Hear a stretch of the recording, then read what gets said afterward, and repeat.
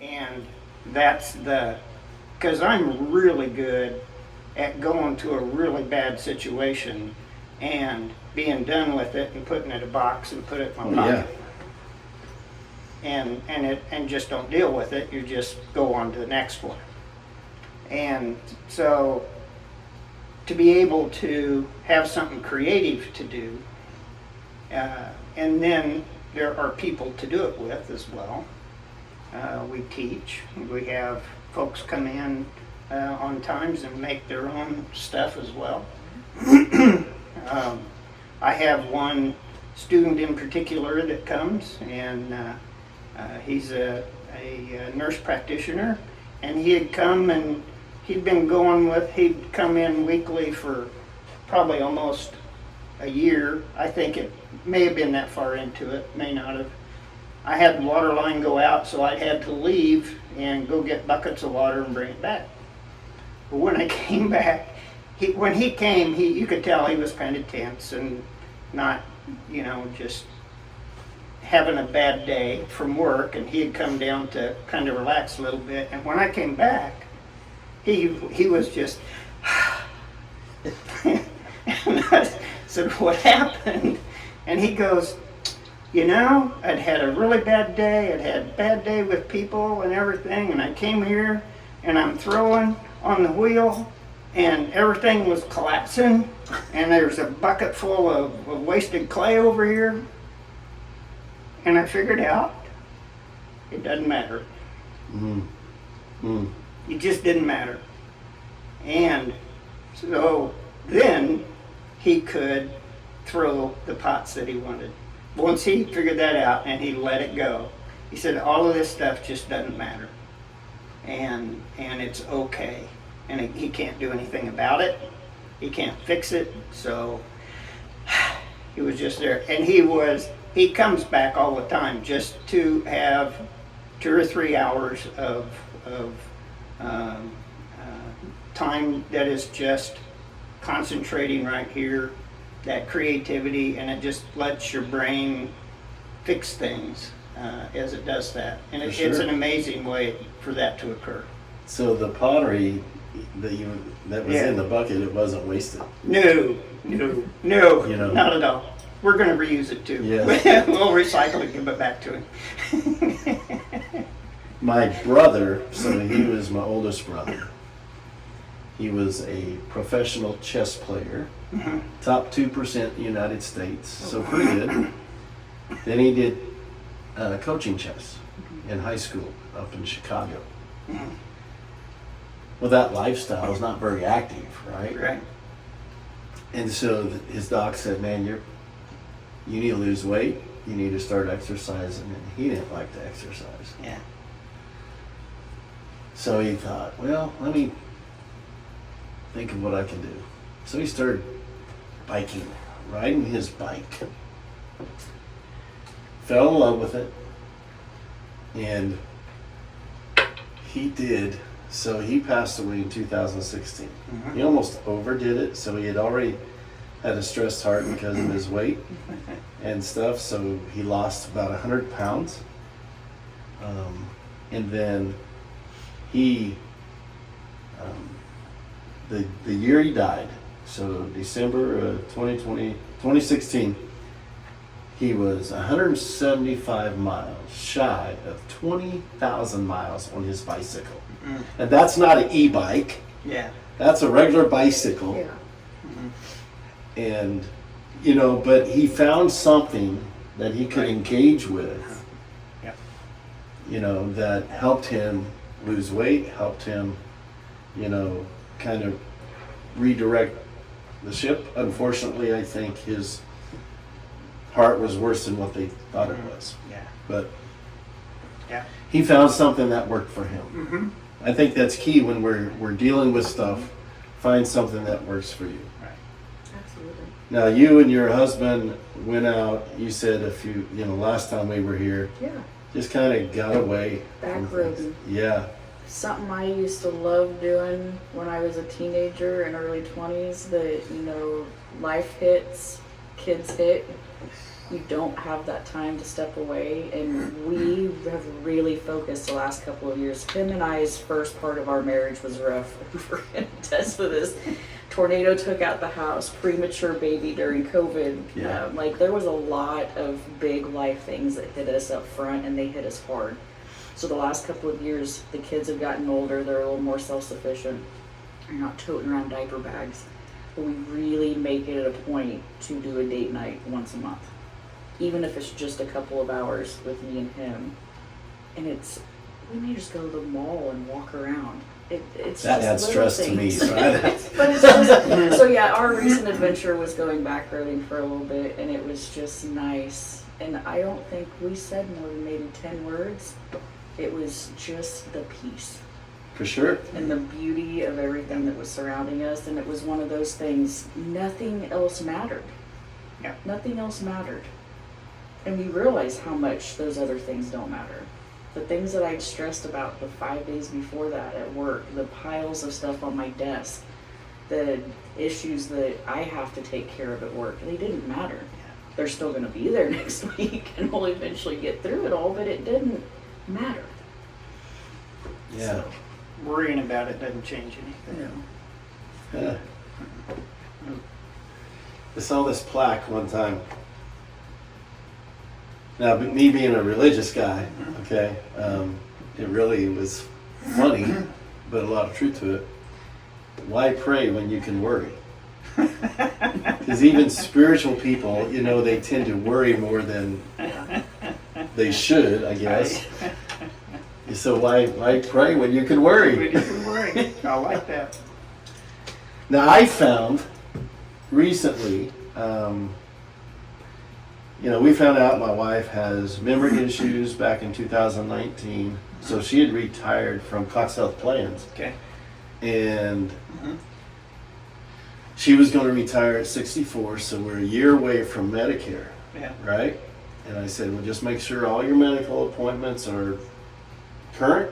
Yeah. We'll go a whole year, then you'll be on, Medicare, right? And so her last appointment with her primary care, red flags popped up. Yeah. But just because, so they did a memory test, and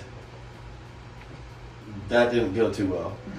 Now those paper memory tests Yeah. are hard for anybody, Yeah. but they wanted her to go see a neurologist. Well, what I also did, so we're going to be a year without her working, Yeah. and I didn't take on the family plan. So she had no insurance Yeah. for a year. And they wanted us to go see a neurologist. So we lost half her paycheck, and then we spent money out of pocket Right. to get her care. And then the pandemic hit, and we know what's happened Yeah. then. Yeah. And I say all that to say that there was this whole new world I was in. And I was like, wow, I wasn't expecting this. And there are times in our life where things pop up that are just totally unexpected, right? I got a friend of mine that she just started a business, and then, I won't go into all the details, but something happened physically, and she's just in a hard spot right now.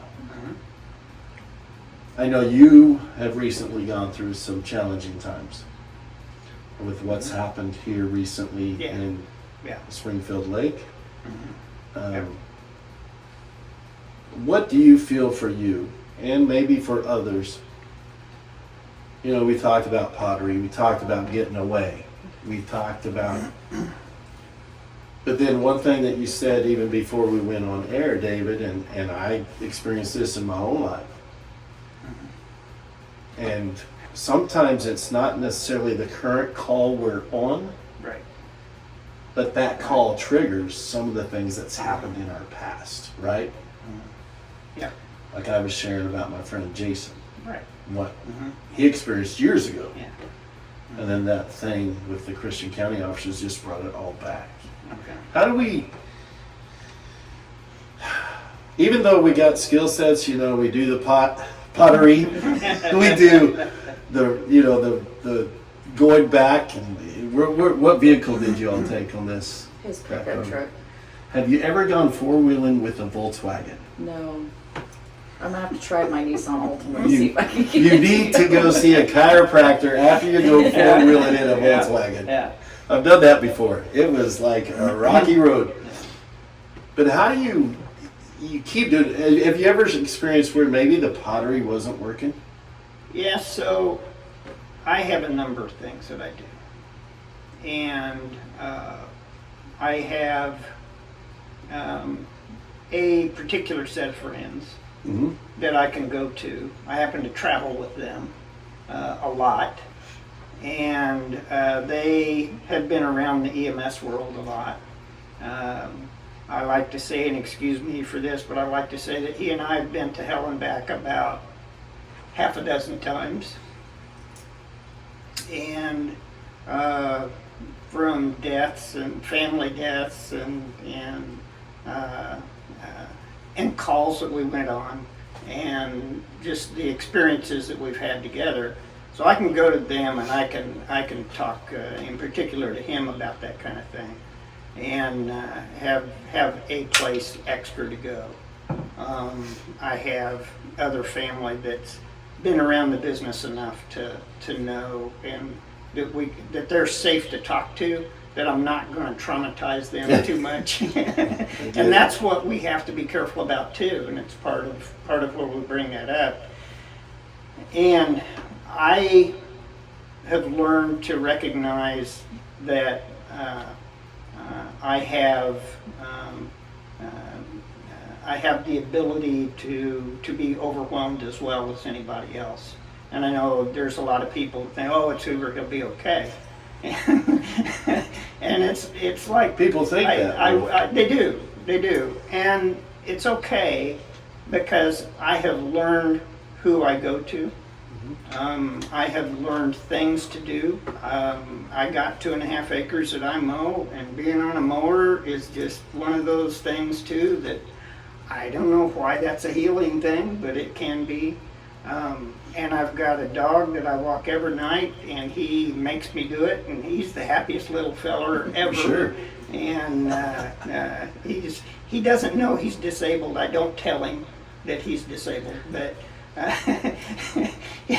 he had a spinal injury, and he walks funny, and but he's just So the do I. happiest little guy. And so I walk him, and at times I walk even more, and walk with some intention or with some extra speed to it. At work, when any of my people are having something to it, and as we're talking and stuff, it's like, hey, let's go walk. And we just happen to have a real nice gravel parking lot that works really well for that, and we go out and make circles on it. And I'll walk them into the ground most of the time. But you're getting rid of some of that extra energy in you, and the adrenaline and whatever all the chemicals are, and that is a piece of what helps.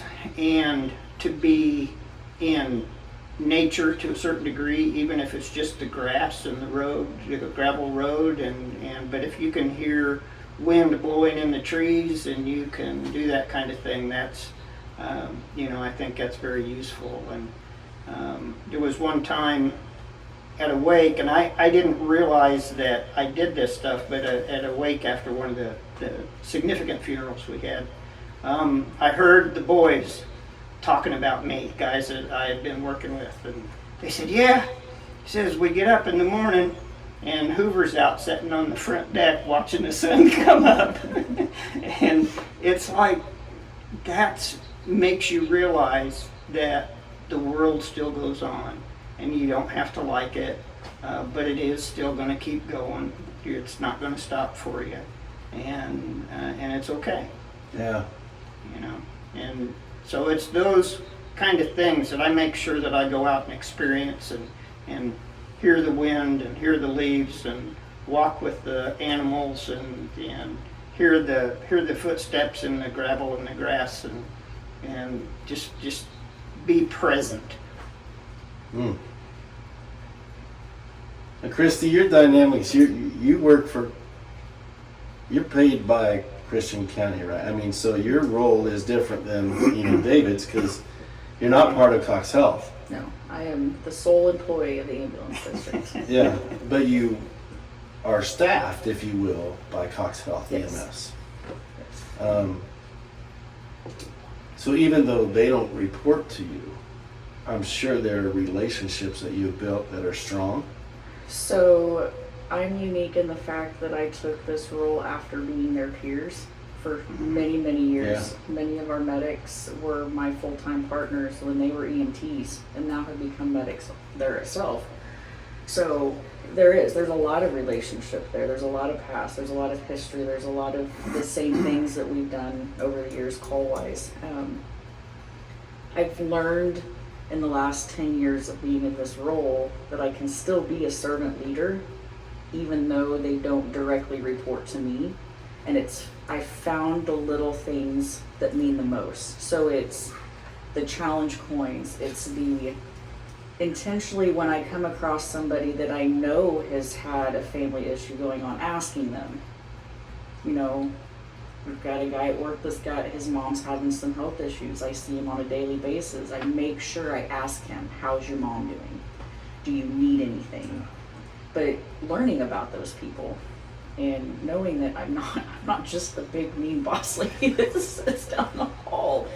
Like I'm really there to help and support them. My situation's unique and I have to find different ways to make that happen sometimes because I don't know all of their ins and outs as I would if I was their direct employer. And I will tell you, being in healthcare now since 2015, and of course I was a medic in the military, so I've worked in hospital settings. I've worked in the ERs. There's a thing that I've seen where if people don't have that outlet, it's hard to cope with stuff. Yeah. Whether it's personal or job related or whatever the case. I shared this Sunday, and we'll probably turn this into a 2-part at least series, but I shared Sunday, and I don't know if I'll keep this in, the beauty of editing, right? But we were talking about Abraham and Isaac, where God told Abraham to go sacrifice your son. In my feeble mind, it just doesn't make sense. Right. I've got one son. I don't know if I could do that. Yeah. But I was talking about how sometimes in life we're called to do things that don't make sense. What's our next step? And, I can tell you almost every day, working in healthcare, and I'm part of the peer-to-peer team there where I work over there at Mercy with what we do here. I can tell you I run into a lot of people that don't have outlets or haven't figured out what they could do to help them. And so sometimes just let them brainstorm themselves. Okay, what do you enjoy doing? And letting them figure it out. Right. And I think that's therapy in itself. When they're able to be part of their journey and taking ownership of it. Well, I like picking berries. My grandma loved picking berries. I hated it. But I would go because I enjoyed being with her. Yeah. Yeah. And so, Christy, I gotta ask you this question. What motivates you to keep doing what you're doing? The people, The people you work with, your community, all of them. everybody. All of them. Is there anybody you don't like? Small list. No. Just the ability to be able to get out and help people. I think I wouldn't say the general public puts first responders on a pedestal as heroes. You get, the thank you for your service. That makes a lot of our skin crawl. Yeah. We're not a thank me for our service type, but what they don't realize, or I think they don't take into account a lot of times, is we are human. We are just as human as everybody else in the world, and we have personal lives, and we have hurdles, and we go through things. But I think your first responders struggle more on a different level because they have to assume that perception by the public that we are almost immortal. Like, we can't have those feelings. David is at his age. Come on. You have to keep those emotions and the personal things turned off a lot of times, and that's hard when you're carrying your own burdens, and then you spend a 12-hour shift taking on everybody else's burdens, and you can't take either of those home because now you have a family that, especially men, mental health, no, I'm saying men as leaders in their households, being the man, the leader of the household in a typical family dynamic, they're born to lead, and they're carrying all of that, and then they go home, and you can't break down there either. You still have to lead. So it's understanding that your first responders are real people, and getting our first responders to understand that that's okay to be real, to ask for help, to seek help. And I think getting them to get engaged in some of the programs that we have, and realizing that it's okay to talk about it. In the last one that we recorded, I told you that there's a generational difference now in EMS, and I know the other services, that I was in a time where you put it in a box in your back pocket and you don't talk about it. There's calls that I've seen that no person on planet Earth should ever have to visualize the things that I've seen, and I've never talked about them. Yep. But we're coming around in a new age generation. I think they talk more. I think they're more open to feelings and emotions, but it looks different than what we were used to or what we've done. So you kind of have those two or three generations that are all now trying to come into the same role, and we're learning from each other, but making them aware that it's okay to have your own problems, but to reach out and have good peer support. Find the right people to be in your circle. Yeah, I hope that when people listen to this, or whether it's in-person things that we're doing or whatever the case, that someone would feel safe, that they could go somewhere and reach out to somebody. I've got a friend, his name's Stan. We met when I first moved to Springfield, and we worked in the grocery business together. I relocated here, and this was even before my military days, and I met Stan, and to this day, he's like one of my best friends. He lives in Las Cruces, New Mexico. I haven't seen him for several years now, but we talk almost daily, and I opened up with him. I said, it's a struggle pastoring a church, working in healthcare. It's, you got all these people that are going through stuff, and it wears on me. And so I have things that I enjoy doing. So when we found out my wife, one, was going to retire and had some situations going on, we didn't have any pets, okay? Because we both worked at the time, and we just didn't have any pets. And she said, I think I want a dog. So, okay. Well, then we went, she wanted Jack Russell and named it Eddie after the sitcom Frasier. Okay. So we went to the Humane Society, found this black and white Jack Russell. It was named RJ. Okay. He was 4 months old. Young dog, but they just neutered him, poor guy. And so, but we took him home, and he just really did well. We had him for about a year. We celebrated his year birthday, and then he got sick. Okay. And this dog had been the best thing that my wife, needed at that time.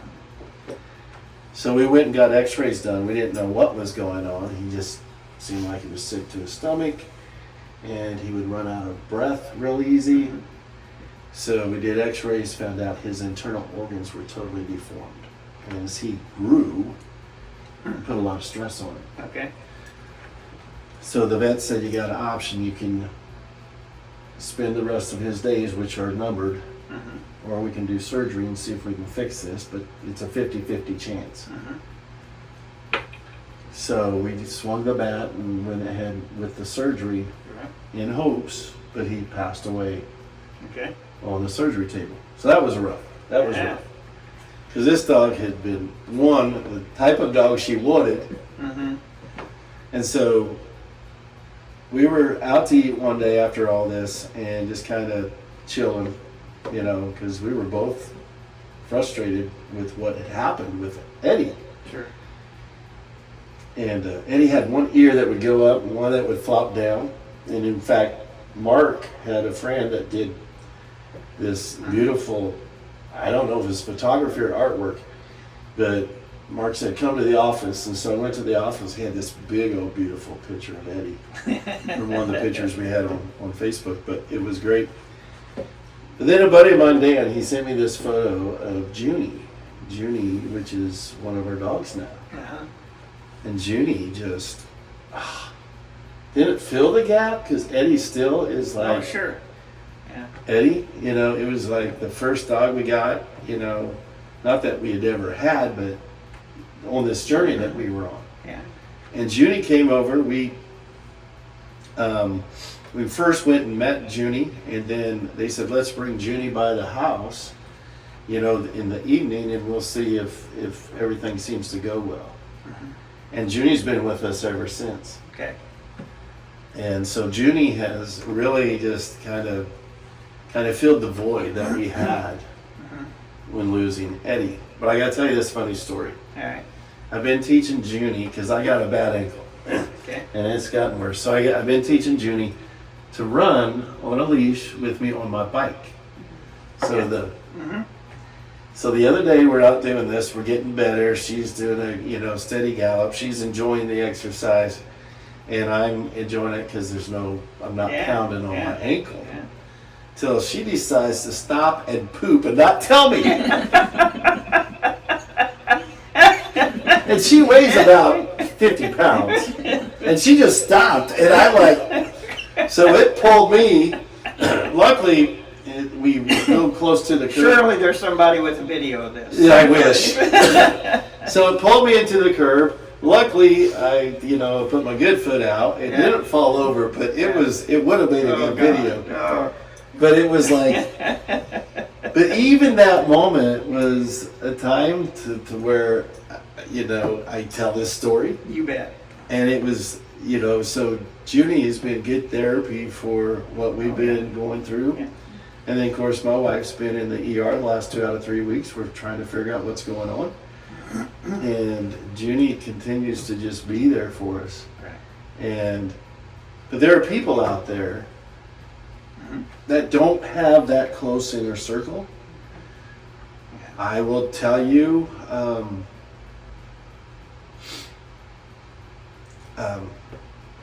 we are partnering with a couple in our church. Their granddaughter's in Colorado, in custody of the state. So we've come along beside them to help them get to Colorado to do the initial visit to see if it could lead to custody of bringing this little girl back here. Yeah. It's a pretty bad situation. But this couple knows they're not alone on this journey. We're walking with them through this. And so I want to bring this full circle. You enjoy the people. You keep doing this because you enjoy the people. What about those out there that don't have the tribe, if you will, the people in their world? How do they connect with others? How do they find someone that they could trust? So there are so many resources out there and support resources. Here in Christian County, we have a ton. You know, I chair the Christian County Nonprofit Roundtable. Oh yeah, We have over 65 nonprofits. it's crazy. I would say get out, find those resources. If you don't know what they are, call me, reach out to the district. I will help connect you with whatever resource you need. But even if it's find your niche, if it's volunteer work, I think go find something volunteer to do, because you're going to be with, and something you like to do. Don't go do something you don't want to do. Don't do pottery. You if you know. don't like pottery. Well, there's 5 minutes at pottery would be the best 2 hours you've had. And then you'll be at it for a month and then years. And Listen, yes, I've done a session or two with him, and I was more frustrated when I left than I was when I walked in. I'm not good with my hands in pottery, apparently. So You just need to come back a few times. Yes. That's all. You got to play with it. I do think you have to, if you can go find something to volunteer to do, that is one of the things that will get you with a group of people, and there will be these natural conversations that occur.